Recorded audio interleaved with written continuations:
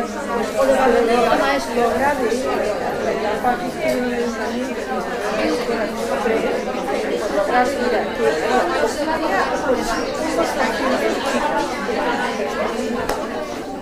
y las otras no se saben.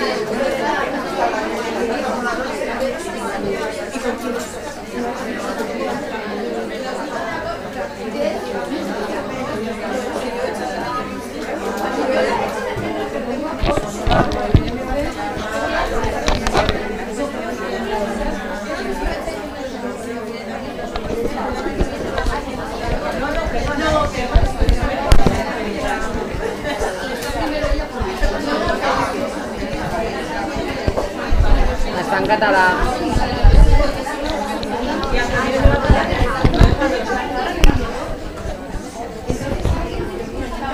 Bueno, a ver si se oye. Sí. Bueno, pues, si os parece, tenemos todavía un ratito. Bueno, ya nos tenemos. Vamos a seguir todavía un ratito, igual estáis muy cansadas y terminamos antes de las 8. Pero un ratito para hablar de los aspectos que sí vais a trabajar en todos los centros, que son los espacios de relación. Entonces, en los espacios de relación y los espacios en general, no observáis tanto al profesorado, sino que observamos sobre todo comportamientos de niños y niñas. Porque, como hemos dicho, ya cuando llegan a la escuela, llevan una carga. Y podemos discutir, y se ha discutido mucho y se seguirá discutiendo probablemente, si esta carga viene de la biología, es decir, si es algo natural, por la diferencia de sexos, o si es algo de carácter social. No nos vamos a meter en esta discusión. Para mí tiene una solución muy clara esta discusión. El día en que verdaderamente no haya sexismo, es decir, el día en que seas hombre o seas mujer, la sociedad no te atribuye puestos diferentes de importancia diferente, pues las diferencias que queden entre hombres y mujeres, pues las aceptaremos y ya está, ¿verdad? De la misma manera que en una pareja nadie discute quién va a parir, porque hasta hoy esto no se discute. Se empieza a discutir, porque está cambiando incluso esto, es decir, una pareja lesbiana se puede discutir pues si va a tener hijos, quién va a parirlos, etcétera. Pero digamos, esto todavía hoy son casos bastante poco frecuentes. La generalidad es que hay cosas que las aceptamos, o sea, bueno, pues tenemos una dotación física que tiene unas características y que probablemente pues influye también en nuestra manera de producirnos. Cuidado, en nuestra manera de producirnos no sabemos hasta dónde ya es un tema social o es un tema hormonal, físico, etc. Porque, por ejemplo, se ha estudiado que las mujeres estamos bajando nuestro tono de voz. Si os fijáis, por ejemplo, en sociedades más primitivas, en sociedades más antiguas, incluso pues en los pueblos españoles, ahora quizá ya no, pero en los pueblos españoles de mi niñez, pues te ibas a Andalucía y el tono de voz de las mujeres era, bueno, no me sale porque estoy medio resfriada, ¿no? Era agudísimo, o sea, se reían y hacían bromas y era un tono así, Hoy difícilmente en las ciudades oímos este tono de voz en las mujeres. Hemos bajado nuestro tono de voz. ¿Por qué?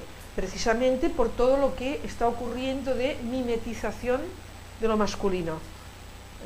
Entonces, hablar con un tono muy agudo se considera como de frívola, un poco tontita, ¿no? Y por lo tanto, sin ser conscientes de ello, tendemos a bajar o sea, a ir a los tonos graves, cosa que se ha visto que en parte nos perjudica, porque estamos forzando nuestro aparato fónico para bajar el tono, para no destacar por nuestro gritito, por nuestra voz aguda, ¿verdad?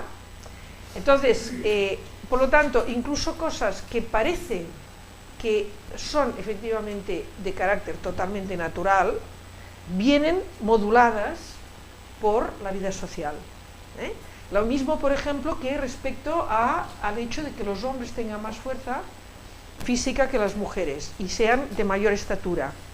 Una de las cosas que se comprueba y que se está comprobando ya se ha visto bastante, es que tradicionalmente las mujeres han estado peor alimentadas. En el mundo tradicional, yo esto también lo recuerdo de mi niñez, pues se servía primero al hombre se le servía pues, el trozo de carne grande, el plato lleno, lo que quedaba pues era para las mujeres y para las niñas. Hay un dicho en Cataluña que dice, una mujer con que se la ponga con el culo en la pared y se aguante es suficiente, es decir, no necesita ser muy fuerte, con que pueda aguantarse de pie apoyadita, ya vale. Claro, estábamos en sociedades de hambrunas, muy pobres, de una alimentación escasísima, con épocas de carencia, ¿no? Entonces, bueno, pues se seleccionaba lo mejor para el hombre, porque el hombre era el que tenía que salir, trabajar, etcétera. Bueno, pero esto ya da paso a un hábito, y entonces este hábito es que el hombre tiene que comer más que la mujer, y que incluso no está bien que la mujer coma mucho, porque una mujer que come mucho, inmediatamente pues es como, bueno, pero ¿dónde va esta, no? ¿Qué se habrá creído? Fijaos que estamos llegando a lo mismo por otro camino, que no es el del hambre, pero que es el de la estética, o sea, un canon absolutamente estereotipado de mujeres que no lleguen a los 50 kilos, y entonces efectivamente la represión viene por la estética, en parte también por la medicina, pero hay una parte muy importante que es por la estética. Bueno, pues es muy posible que en generaciones de mujeres que hayan podido comer todo lo que necesitan comer, y lo estamos viendo en las generaciones jóvenes, las mujeres están siendo mucho más altas, y ahora ya veréis parejas en que la mujer es más alta que el hombre. ¿Por qué? Porque se van igualando, es decir, algo que parecía absolutamente natural resulta que era algo producido por la sociedad. Por lo tanto, el debate sobre sociedad y cultura es un debate sobre sociedad y naturaleza es un debate muy difícil de de ajustar.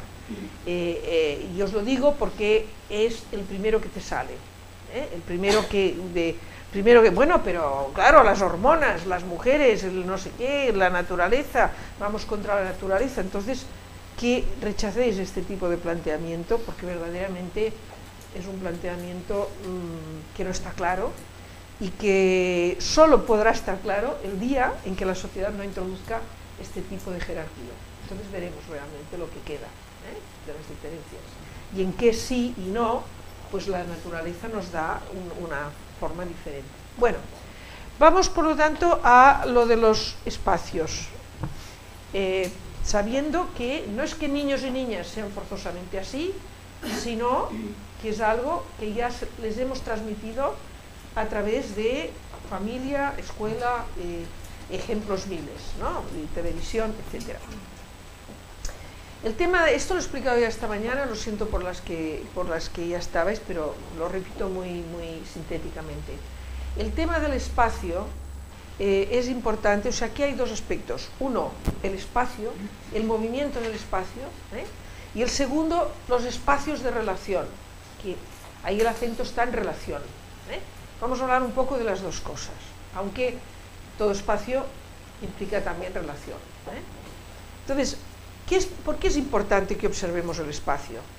Bien, porque el espacio es nuestro escenario, es donde vivimos, donde nos movemos, donde actuamos finalmente, ¿no? Entonces, el cómo se mueve el cuerpo en el espacio es algo que se adquiere también en estos primeros años. Pensad que, por ejemplo, una cosa que parece clara es que una criatura que no fuera socializada por personas humanas, los pocos casos que existen, que son discutibles, pero de niños salvajes, muchas veces no han llegado a poder caminar sobre dos pies. Algo que nos parece como tan evidente como que los humanos caminamos sobre dos pies, no es tan evidente. Es un aprendizaje humano. Por supuesto, la biología ya se ha ido adaptando a eso. Al principio no era así, se ha ido adaptando a eso. Pero en cualquier caso, digamos, necesita un aprendizaje, y un aprendizaje que solo se tiene si alguien pues te enseña a caminar o ves a alguien caminar sobre los dos pies. Bueno, por lo tanto, ¿cómo aprende la criatura a moverse en el espacio y la diferencia para niños y para niñas? El niño, en toda la concepción androcéntrica, es el centro, es el protagonista. Lo tenéis en Rousseau, si lo habéis leído. Rousseau explica claramente, hay que educar al niño para que tenga capacidad de decisión, para que crea en sí mismo, para que sea sujeto. Entonces el niño varón, entonces, claro, recibe de mil maneras este mandato, este ejemplo de su entorno, de cómo actúa su padre, de todo un montón de los hombres que ve alrededor. Bueno, entonces el niño, claro, el mandato es que tiene que aprender a dominar y a imponerse, y trata de hacerlo, con su pequeño cuerpecito, con su voz, con lo que tiene, que es él mismo. Y por lo tanto trata de ocupar el máximo en el espacio, ocupar el máximo de espacios. Entonces, por ejemplo, podéis observar el aula. La observación del aula, esto lo podéis hacer y es muy fácil. Hacéis un esquema de cómo es vuestra aula, o la aula de una compañera si estáis observándola. Si estáis observando el aula de otra persona, que es otra manera de poder hacer la observación, pues yendo al aula de otra persona.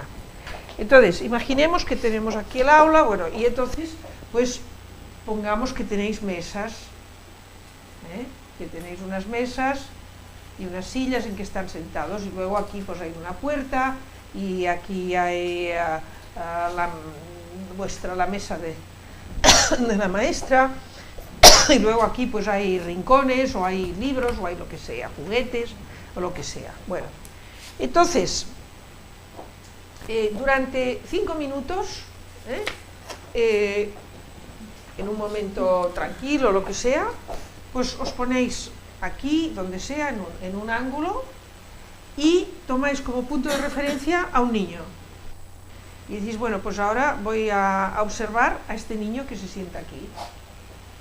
Y el niño, y veis que el niño pues se levanta, corre por aquí, va aquí, vuelve aquí y se para aquí. Bueno, hacéis este trazo que más o menos reproduce la trayectoria del niño.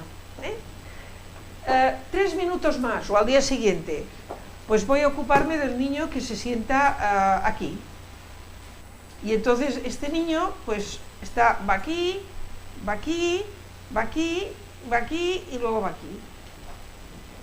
Y os ha quedado este trazo. Entonces, al otro día, en lugar de observar al niño, observáis el movimiento de la niña, de una niña. Tomáis como referencia una niña, que pongamos que se sienta aquí, y entonces cambiáis el color, tomáis otro color, y veis cómo se mueve esta niña. Y esta niña pues va hacia aquí, va aquí, porque está buscando algo que encuentra aquí, y hace así y vuelve. Y se sienta otra vez. Al día siguiente tomáis como referencia otra niña que se sienta aquí. Y entonces veis que esta niña va aquí y vuelve. Y generalmente va aquí o va aquí porque tiene un objetivo hacer en ese rincón. Mientras que el niño no tiene un objetivo. Y que además, pues el niño, cuando estaba haciendo esta trayectoria, la estaba haciendo así, corriendo y moviéndose, y gritando, casi siempre, gritando, cosas inarticuladas, no estaba diciendo una palabra, estaba utilizando la voz para hacerse ver, para que se viera, para llenar el espacio, para llamar la atención. Seguro que esto lo habéis visto, ¿verdad? Bueno, la niña puede que alguna vez lo haga, pero generalmente no lo hace. La niña se levanta, va a un sitio porque tiene que hacer algo y vuelve, o se está sentada en su sitio. Y además no grita. Algunas puede que griten, no sabemos hasta dónde, porque no tenemos suficiente observación hasta dónde estamos cambiando los patrones. Puede que cada vez haya más niñas que imitan, como cada vez hay más mujeres que imitamos el comportamiento masculino. Pero en general, todavía hoy, no. Entonces, si hemos dedicado 6 minutos a 2 niños y 6 minutos a 2 niñas, y el dibujo es este, queda claro quién utiliza el espacio. ¿Qué veis más, color azul o rojo? ¿Veis? Inmediatamente eso os dice quién y cómo se está utilizando el espacio en forma diferencial. Fijaos si es sencillo, pero queda plasmado. Entonces otro día hacéis en otra muestra y tendréis otro dibujo, y otro día en otra muestra y tendréis otro dibujo, y así reunís 10 muestras y a ver qué pasa, a ver qué pasa. Habéis dedicado al mismo tiempo a niños y a niñas y son 3 minutos, o sea, no le vais a dedicar todo el día. Si todo el día estáis mirando dónde van, entonces efectivamente es agotador. Locas total. Es agotador. Nos encontramos aquí en marzo sí. dando botellitas. O sea, o no. Muy acotado. Como digo 3, puedo decir 6 o puedo decir... pero no le dediquéis más de 15 minutos como mucho, porque es un esfuerzo el estar pendiente de ver la niña, ver el niño, y sobre una criatura en cada caso, sí. Yo he observado que cuando depende mucho de que el espacio sea el tamaño del espacio. Sí. Por ejemplo, estás en el espacio de aula o en el espacio un patio cubierto, un patio grande. Sí. Y depende también del tipo de actividad. Cuando la actividad no está más programada, por ejemplo, imaginemos una sesión de psicomotricidad, donde tienes niñas y niños y les dices que tienen que moverse por el espacio, ocupando todo el espacio, haciendo una música, por ejemplo. Yo sí que he observado que las niñas son mucho más disciplinadas. Claro. Disciplinadas en el sentido de que sí que ocupan más espacio y se centran más en la actividad que están realizando. O sea, realmente acompañan la música y se mueven por el espacio. Los niños tienden a hacer lo que yo he observado, y no todos, pero bueno, en general, hacer movimientos circulares muy estereotipados, o sea, cogen un círculo imaginario y empiezan a correr, y ahí como sea la música, empiezan a correr y cogen el círculo y parece que están corriendo en torno a algo. Y eso lo que pasa con ese espacio grande. Es como si el espacio grande les viniera de alguna manera, pero justamente, muchos terapeutas justamente lo contrario. No así en espacios pequeños. En espacios pequeños sí que dominan más el espacio, corren y interrumpen más, pero sin embargo en espacios grandes con la actividad programada, yo te he observado que ellos como que se, no sé si porque se sienten más observados o no se sienten bien en la actividad, no lo sé. A ver, No sé si alguien ha hecho esa observación. no, yo no la conozco, pero se me ocurre una hipótesis. Lo que encontramos cuando hicimos lo del rosa y azul, a mí me pareció muy significativo. No es que las niñas sean más pasivas. Las niñas se ajustan más al modelo exterior. Se ajustan más a lo que les dice el que tienen enfrente. Por ejemplo, ¿qué encontramos allí?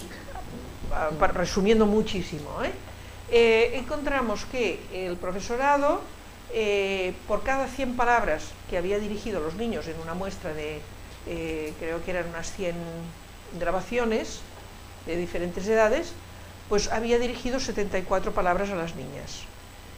Entonces, si tomábamos, cuando estudiábamos cuántas palabras habían dirigido las niñas y cuántas los niños, nos encontrábamos que en las sesiones en las que era la mayoría, en las que se había hablado más a los niños, las niñas habían hablado mucho menos que los niños.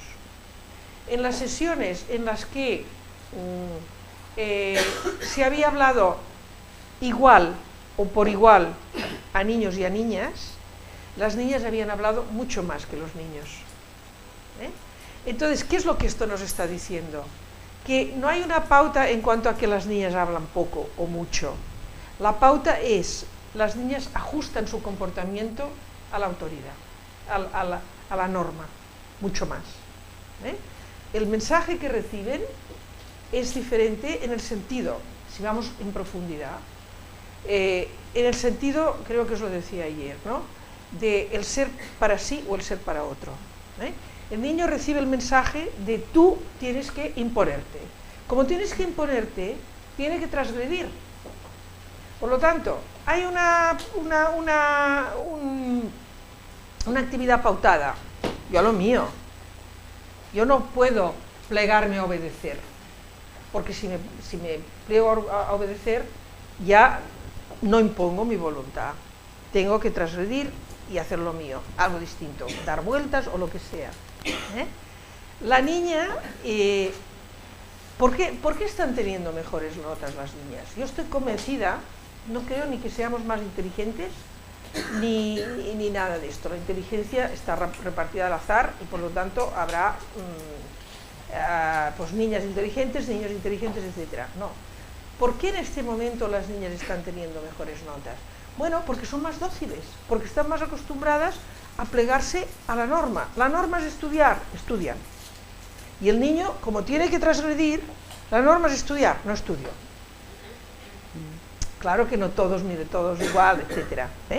Pero como norma, porque al niño le exigimos que sea transgresor. Y luego nos sorprendemos de que lo sea. Claro, el niño es transgresor de muchas maneras. Aquí entran las clases sociales.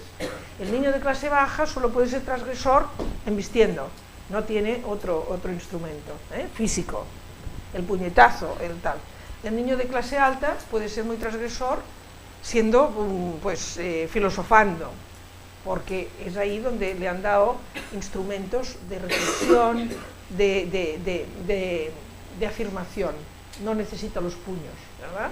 Entonces aparentemente no tiene nada que ver. Uno resulta que tiene buenas notas y el otro resulta que las tiene muy malas, porque están utilizando caminos diferentes.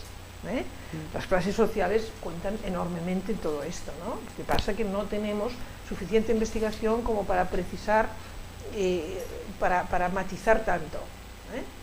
Entonces, siempre es lo mismo. La niña es educada para ponerse al servicio del otro. Marina, perdón. Una cosa, ¿no? ¿Has probado de hacer esta misma actividad separado, niños y niñas por separado? Vale, no, lo propongo porque... Bueno, a ver, sí. No sé si tan específica, pero sí que a veces sí que hemos utilizado como criterio a la hora de repartir un grupo numeroso. Entonces, uno de los criterios a veces es separarlos en niñas y niños. Ahora van las niñas, ahora lo hacen los niños. No sé decir. No te fijaste. Bueno, no, te lo digo porque esto, a mí, por el tipo de actividad que has explicado, me ha sonado un poco como era una actividad un poco más, por decir así, femenina, ¿no? Como de movimiento, de baile, que las chicas también como que controlan más, y los chicos a veces les puede parecer que es como femenino y por eso hacen, ¿no? Todo este montaje, ¿no? de gritar y tal, como para llamar la atención. Y entonces a veces es, bueno, a lo mejor dejarlos solos o incluso que se acostumbren a... Yo observo también a veces está ligado a la capacidad para hacer una tarea. Cuando un niño no se siente capaz, recurre mucho a esa actitud. Sin embargo, cuando una niña no se siente capaz, se inhibe. Claro. Se inhibe más. Ahí sí que noto esa diferencia. Claro. Como hay esta actitud o esta tendencia de los niños a veces a que todo lo que es más femenino o lo que es de otra parte, ¿no? Que no se les está potenciando, no se les deja desenvolver, pues se propone también poder hacer actividades separadas para que los niños tengan espacios en los que puedan tener este tipo de relación o trabajar temas más de cuidado, de calma, incluso del propio cuerpo, etcétera, ¿no? Y las niñas otro tipo de actividades. Hemos comentado esta mañana también que os pondremos un vídeo de una guardería de Finlandia, de una mujer que propone hacer actividades diferenciadas con niños y niñas justamente en esta línea, ¿no? Ya os lo colgaremos porque es interesante y tiene elementos que pueden estar bien. Vale. No, perfecto, pero también si quieres ver el vídeo, pues... Yo creo que la raíz siempre está en lo que os digo, que al niño le hemos estimulado al protagonismo y a la imposición por lo tanto a la transgresión de la norma, y a la niña le hemos estimulado a callarse, a obedecer y a ponerse al servicio de él. Y digamos, a negar es decir, tanto mejor cuanto más invisible seas. Y por lo tanto, cuanto más te ajustes a la norma y no molestes, ¿no? Pero claro, en el momento en que alguien la convierte más en protagonista, que es cuando le habla por igual, entonces la niña se crece, porque la están estimulando a ser también protagonista, y entonces la niña obedece a ese impulso. Bueno, vamos a los patios. En el caso de los patios es un poco lo mismo, el mismo esquema, O sea, os ponéis a observar un patio a partir de que podéis hacer pues también el esquema. Ahora, bueno, pues yo lo imagino así, es igual que sea así o como cada patio como sea, ¿no? Y entonces también pues os dais un tiempo de observación. Entonces podéis hacerlo de varias maneras, porque en un patio es más difícil seguir a un niño, porque hay muchos y es más difícil. Una cosa es, por ejemplo, pues hacer una grabación, pero que puede ser una grabación de 3 minutos de duración también. Y luego a partir de aquí tenéis los 3 minutos, tenéis las imágenes, por ejemplo, pues en un vídeo las podéis ir viendo parando y por lo tanto analizando, y por ejemplo proyectáis pues una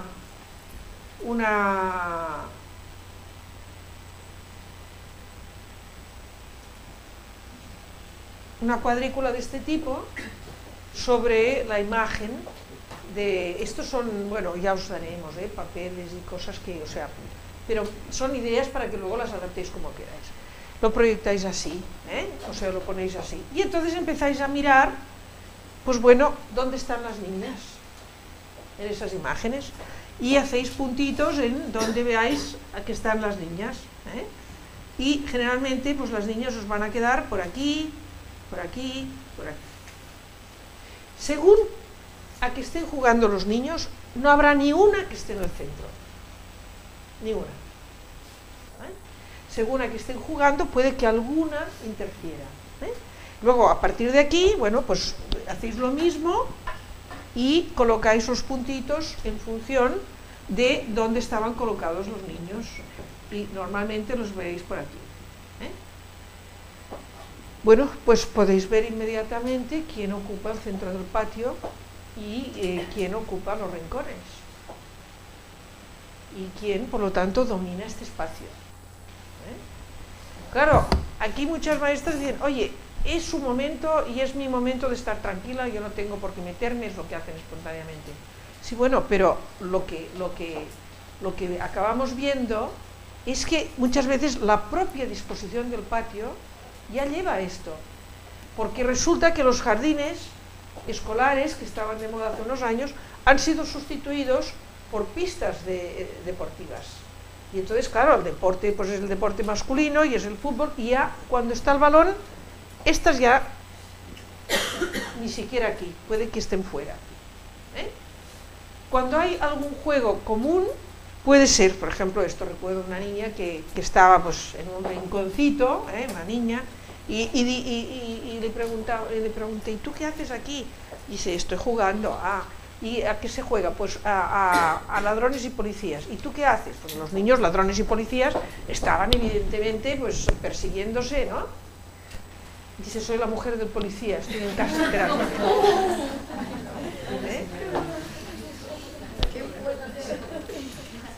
O sea que... Pero a veces no tiene ni posibilidad de ser la mujer del policía. Ellos juegan a fútbol y tú no eres nadie y no tienes dónde jugar. Y bueno, pues los patios han sido adaptados a esto, cada vez más. Mirad vuestros patios. Este es un tema, antes lo hablábamos. Yo como concejala de educación empecé a ver las escuelas de Barcelona y yo recordaba de mi infancia mi escuela con los maravillosos jardines. Bueno, mi pobre escuela, pues resulta que gran parte de los jardines se han convertido en pistas. Todavía le queda algún arbolito, pocos, cada vez menos, y cada vez más cochambrosos y menos bonitos de lo que eran antes, ¿no? Pero es que es de las poquitas que les queda algún arbolito, porque las demás pues pueden tener 3 patios de cemento para el fútbol, para el baloncesto y para no sé qué más. Y además contenta la familia porque los padres van a jugar allí los domingos, con lo cual no les hables de cambiar nada. Entonces, claro, es decir, ya no es que espontáneamente los niños hacen esto, es que lo que está ocurriendo es que la estructura misma del espacio está pensada para una actividad profundamente masculina y connotada como tal. Y la niña no tiene dónde jugar. Y los niños pequeños no tienen dónde jugar, a menos que tengan otro patio aparte. Y además nos hemos cargado la posibilidad de tener un espacio natural donde pues, niños y niñas vean lo que es una planta, vean que puede crecer, aprendan a regarla, a cuidarla, ¿no? Porque pues, una de las cosas que más falla en este momento en la educación es el aprendizaje de la responsabilidad. Este horror de, no, todo está en el currículum y solo es empollar. Esto es un desastre. Y estamos viendo en muchos niveles que las generaciones jóvenes no tienen el sentido de la responsabilidad porque nadie se lo transmite. Entonces, bueno, los japoneses hicieron lo de los, ¿cómo era aquello? Los tamaguchis, sí. Y descubrieron que pues, los niños estaban encantados de tener un tamaguchi que se les moría, que había que cuidar y que entonces eso les interesaba mucho, ¿verdad? Y en cambio no nos damos cuenta de que, bueno, pues oye, en la escuela tú puedes tener una plantita así cuando tienes 3 años, pero ocuparte de esta plantita y aprendes lo que es la responsabilidad.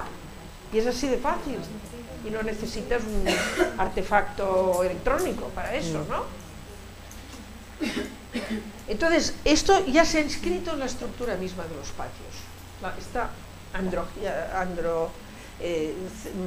androcentrismo absoluto que es... ¿Qué es el juego? El juego es lo que juegan los niños. Y las niñas a lo mejor pueden participar. Punto. He estado revisando estos días el currículum de la República Dominicana, porque estuve allí hace poco para hablar de estos temas y tal. Entonces, el currículum. Entonces es muy curioso porque de arriba abajo es todo niños, niñas, no se descuidan una vez niños, niñas. Pero a la hora de proponer juegos en la etapa infantil, no aparece una muñeca para nada. Las muñecas no existen, no son juguetes, no han existido nunca. O sea, hablan de que niños y niñas pues tengan elementos de construcción, tengan elementos de movilidad, como la pelota, como todo esto sí. Pero, digamos, todo lo que es el desarrollo del cuidado, que supone jugar con una muñeca, del afecto que la criatura desarrolla, de la relación que desarrolla una criatura con un muñeco, etc., ni niños ni niñas. Como los hemos hecho iguales, hemos borrado todo lo de las niñas y entonces lo de los niños para todos. Falso además, porque resulta que a la hora de la verdad es esto. Claro, todos pueden jugar, qué bien, las niñas también pueden jugar a fútbol. La realidad es que en la mayoría de casos no juegan. ¿Por qué? Porque si se meten aquí, pues reciben golpes, ellas no saben, en lugar de divertirse lo pasan fatal y entonces prefieren estar en un rincón mirando. Pero claro, las niñas tendrían que poder jugar. Las niñas necesitan espacios para jugar, espacios propios. Entonces hay que aprender a compartir. Entonces aquí es donde empezaríamos a cómo cambiamos el patio. Pero primero tenéis que ver lo que pasa, porque a lo mejor me equivoco y aquí no pasa. Sí. Marina, sí, digo una cosa también, que a veces, bueno, aparte de la distribución, también es muy interesante, si nos fijamos, porque claro, a veces los patios son muy grandes, pero si fijamos la mirada en determinados espacios, ver qué es lo que está sucediendo también en este espacio, ¿no? El otro día estaba en un patio de 3 años, que era un patio que estaba muy bien, lleno de arena, que tenían muchos materiales, había toboganes, tal, ¿no? Y lo veías, y veías un montón de niños y niñas de rosa, porque se las veía muy bien, ¿no? Y todas parecía que jugaban a lo mismo y estaban... En ese momento pasaron un montón de cosas, ¿sí? Y también es un espacio también en que los niños y niñas, al relacionarse, también se van socializando y también se van diciendo esto sí, esto no, ¿no? Y en ese mismo momento pasó, en unos minutos, unas niñas estaban construyendo una casa con unas cajas y vinieron 2 niños que eran monstruos, no eran niños, así, les destrozaron. Las niñas volvieron a montar otra vez, se lo destrozaron otra vez, bueno, así repetidamente. Luego vino un niño con una goma del pelo y me dijo, hazme una coleta. Le hice una coleta y ya vinieron un montón de niños y niñas, eres una niña, y el niño, sácamela, sácamela. Y luego, esto todo en un momento. Y luego también empezamos a contar el material. ¿Quién tenía el material? No sé si, bueno, las palas, los cochecitos. ¿Quién coge el material primero? ¿Cómo salen al patio? ¿Quién es el primero? Normalmente suelen ser los niños que son los primeros en coger el material, se lo llevan y luego cuando se cansan, ¿no?, lo dejan por allí. O sea que también nos podemos fijar en las pequeñas dinámicas y situaciones que se van generando en estos espacios, y también el tema del material pienso que es muy importante, porque de ahí también podemos intervenir, de decir, bueno, de qué forma se utiliza, ¿no? O hacemos algunas normas, o cómo ponemos el espacio, etcétera, ¿no? Y ya pues eso. Bueno, yo creo que más o menos con esto pues os hemos transmitido algunas ideas para trabajar, para observar y de qué hacer, ¿no? Quedan evidentemente más ámbitos, por ejemplo, es interesante toda la observación de las agresiones, pero yo no sé si hasta los 6 años esto no creo que sea quizá muy grave, o no sé, no hay tanto de esto, ¿no? Entre 6 y 12, sí, ya tenéis. Yo creo que hay muchos conflictos que están muy latentes y que nos enseñan también a qué papel cogemos, ¿no? Como esto de las niñas que les rompen lo que están haciendo, no se quejan, ¿no? Asumen, como un poco asumir, yo pierdo, no pasa nada, no me quejo, o pierdo que no puedo jugar con este juguete, porque yo creo que los conflictos están más en este tema, ¿no? O no sé, decir vosotras también qué situaciones os encontráis. ¿Conflictos? Sí. Sí, el tema de los juguetes. Pero yo creo que todavía las niñas no están tan aleccionadas. yo por ejemplo, más o menos estoy más con los de 2-3 años. Ah. Y todavía no están tan aleccionadas, me da la sensación. Entonces sí que luchan más por las cosas. Todavía no se resigna tan fácil. Vale, voy a fijarme ya. A lo mejor mañana me fijo y es todo lo contrario, pero sí, así que me viene a la cabeza, así que... Luego hay niñas en concreto y niños en concreto que no luchan Claro. por el material, que son más dóciles, pero yo creo que todavía no están tan resignadas a... Bueno, una cosa que sería muy interesante es, por ejemplo, si en una misma escuela hacéis observaciones en el mismo ámbito, imaginemos que sea los juegos o que sea el patio o lo que sea, comparar edades. Porque ahí iríamos viendo la adquisición del género. Si, por ejemplo, a los 2 años las niñas luchan igual que los niños, luego a los 3 un poquito menos y a los 5 ya han cedido. Porque, yo os digo, sobre los 3-4 años hay una idea clara y tenemos muchas observaciones de niños que a los 4, esto es de niña, ya es el desprecio. O sea, o por ejemplo me decía el otro día una amiga, ¿no? Dice, mi nieto, 4 años, ¿no? Y le dice a ella, los que mandan son los papás y los abuelos. Y bueno, y ella lo estaba cuidando, estaba con ella en la playa, no sé qué, en verano, y claro, casi le pego porque, ¿no? O sea, ese mocoso que me está diciendo. Pero el niño a 4 años ya sabía quién mandaba, y entonces sabía que él se podía enfrentar a la abuela porque era una mujer. O sea, hace 3-4 años hay ya una conciencia fuerte de esto. Y por lo tanto quiere decir que han ido adquiriendo los hábitos, los niños de imponer y las niñas de ceder. Pero claro, si lo viéramos en toda la secuencia, porque lo observáis en las diferentes clases por edades, veríamos por fin cómo se adquiere el género, en qué ritmos y de qué, o sea, cómo cada vez efectivamente van diferenciándose más, porque bueno, pues hay un moldeado de la sociedad, unas presiones que los van estereotipando, ¿no? Esto sería muy interesante verlo. Y una cuestión también, el tema de los juguetes, las distintas relaciones que se establecen con los objetos, según la edad y según el sexo. Hemos observado también que yo no sé si es una constante del día en general de niñas y niños, aunque fundamentalmente los niños varones, que se relacionan muy mal con los objetos, muy agresivamente.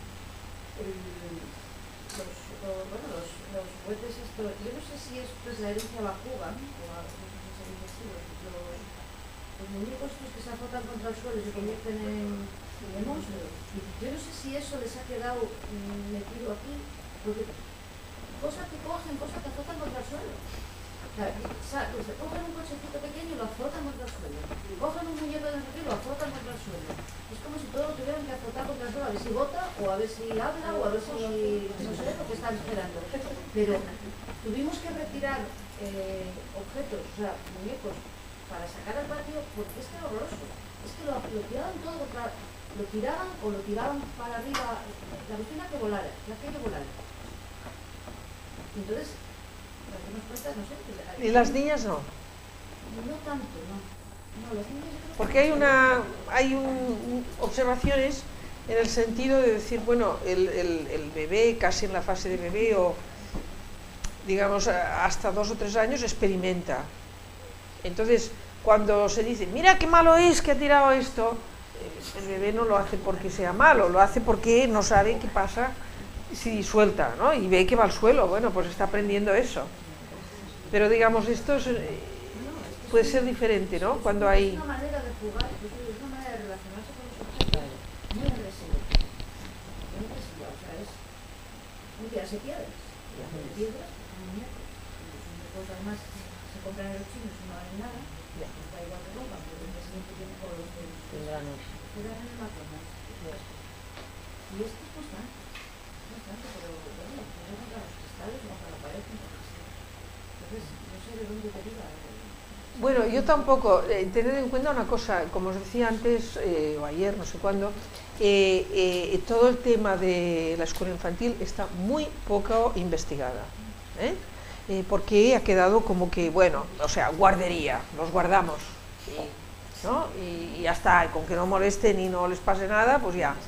Entonces tenemos poca información. Ha habido, sí, investigaciones, por ejemplo, sobre la adquisición del lenguaje. Esto se ha hecho un poquito más, las fases de adquisición del lenguaje y todo esto. Claro, las niñas en este sentido suelen tener más recursos, porque, por ejemplo, frente a la agresión, lo que vemos es que frente a la agresión de los niños, el golpe o la violencia, la defensa de la niña es verbal, en general, no es una violencia física, es una violencia verbal. Con lo cual la niña utiliza mucho más la palabra, pero no el grito inarticulado, sino la palabra, digamos ya, con sentido, para insultar al niño o para defenderse o para denunciar.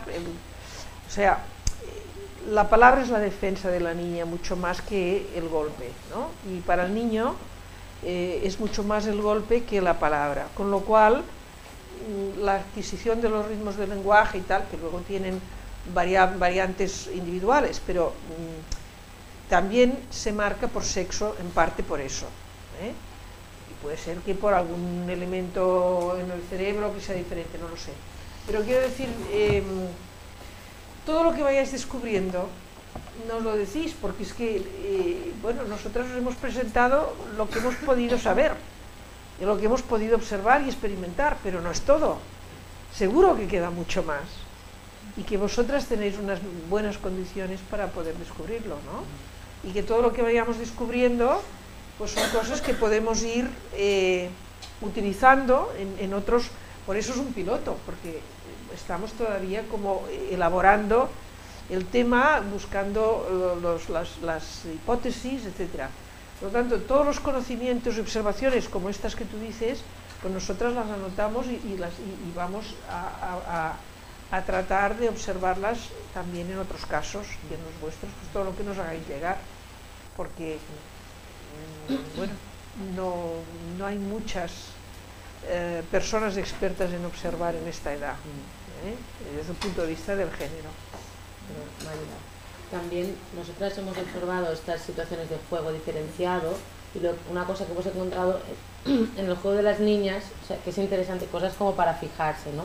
La duración de un juego, la organización, los roles, el poder asumir que entra una persona, por ejemplo, ¿no? Vemos a lo mejor un grupo de niñas que se ponen a jugar en la cocinita, tú eres tal, tú eres tal, tú eres tal, viene otra, bueno, vale, pues tú eres ahora la tía que ha venido, ¿no? Y incluso con lo que comentas de la exploración de los objetos o el simbolismo que se les da en el juego con una cocinita, o a lo mejor los niños como la exploración es mucho más como más motora, ¿no? Pues tiramos las cosas o tal, o le damos otro simbolismo, ¿no? Que encontramos ahí un niño con un secador de pelo que de repente, ¿no? Era una pistola, ¿no? O sea, cambian el simbolismo que dan, y pienso que esto también son cosas interesantes a observar en el juego. Y también los roles, o si hay una historia, o cuánto tiempo tardan en mantener la historia o que se difumine, esto también es interesante. ¿Más cosas? Bueno, pues si os parece lo dejamos aquí. Como cierre, comentaros esto, ¿no? Que intentemos decir, bueno, a ver, ahora asentamos un poco todo lo que hemos hablado, que cada centro diga, bueno, aparte del tema patios, que es común, pues a mí me motiva, ¿qué os motiva? Nos interesa hacer esto, lo otro, y un poco lo interesante, como comentábamos, ¿no? Es que tiene que ser un trabajo de equipo y que todas decidamos, vale, pues vamos a hacer esto, y hablamos un poco cuándo lo vamos a hacer, de qué forma lo vamos a hacer, bueno, tranquilamente, y hacer un poco de planificación para hacer las observaciones, pero muy tranquilamente, ¿no? Y también, aparte de observar, tener espacio como para comentarlo, porque es importante también, ¿no? Después, esto, que recordéis que estamos allí, o sea, aquí, en el aire, ¿vale? O sea, que estamos muy presentes, queremos estar muy presentes y queremos sentir, ¿no? Todo lo que, a veces cuando vamos a las escuelas, que a lo mejor vamos cada 3 semanas pensamos que la gente se olvida de nosotras y luego vamos allí y dicen, me acordé de ti por esto, por lo otro. O sea que eso que nos gustaría recibirlo y nosotras también con vosotras. Y aquí hacíamos una propuesta de que las coordinadoras, pues hacia el 5 de marzo más o menos, nos pudierais enviar, empezar a enviar resultados para que tuviéramos un poco de tiempo de trabajarlos nosotras, ¿vale? Y bueno, para analizarlos y para el segundo encuentro, ¿vale? Y una cosa que les quiero poner, está en catalán, pero yo os lo leo. Bueno, pero estos son los... Ay, esto es un lío. Aquí tenéis los mails de Ana, que es la otra chica también que está en el grupo, y mío, por si nos queréis escribir así personalmente, también podéis, ¿vale? Sí. Es anayalba.caxo.com, que es un nombre un poco raro, pero un día os explicamos el porqué.